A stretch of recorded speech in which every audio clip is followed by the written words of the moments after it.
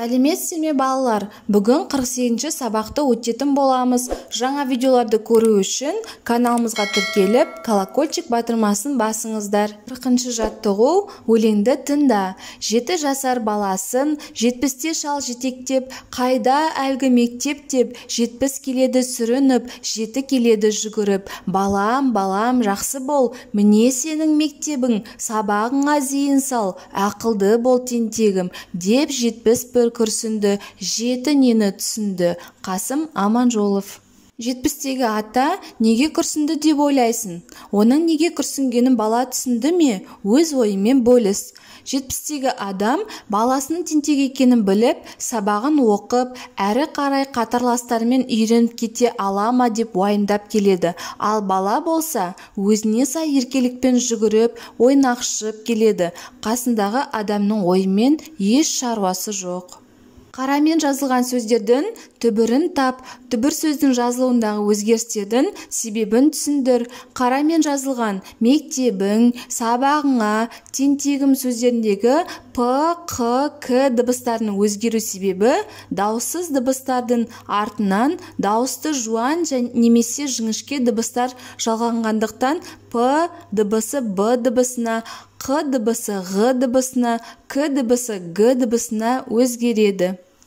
Мектебің, сабағыңа, тентегім сөздерінің түбірі мектеп, сабақ, тентек. 41-ші жаттығу: сөздерді көшіріп жаз.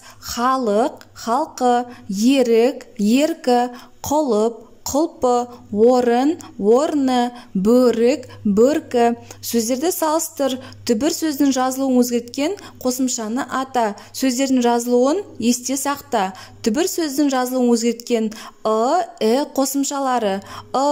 Қосымшалары жалғанған сөздерде ортасындағы әріптері түсіп қалған. 42-ші жаттығу: тізбектің басында тұрған сөзді тап. Біріншіде жақ, жағу, жағады, жағып. Екінші тік, тігу, тігеді, тігіп. Үшінші тақ, тағу, тағады, тағып. Түбір сөздерді қатыстырып сөйлем құра. Ұлым, анау тұрған майшамды жаға қой, үй іші қарауытып кетті, жарық болсын. Інімнің үйлену тойына арнап, әдемі көйлек тігіп дайындап қойдым. Әжеңнің саған берген әшекей бұйымдарын тақсам болады, саған керемет жарасары анық. 43-ші жаттығу: сөйлемдерді мәтін шығатындай ретпен жаз.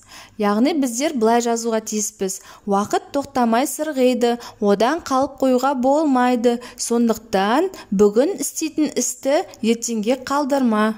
Жазған мәтін мазмұнына өз ойынды айт. Уақыт құнды, уақытынды бағала деп неліктен айтатын топта талқыла. Мәтінде уақыттың құндылығы туралы айтылған. Уақыт құнды, уақытынды бағала деп айтылу себебі әр кездің өзіндік уақыты бар. Жас уақытта құр босқа жүрмей, еңбектеніп, мақсат қойып, алға ұмтылсан, еңбегінің жемісі көп күттірмейді. Осымен біздің сабағымыз аяқталды. Каналымыз пайдалы болған болса, лайк басып тіркеліп қойыңыздар. Жаңа видеолар сізге бірінші болып көрінеді.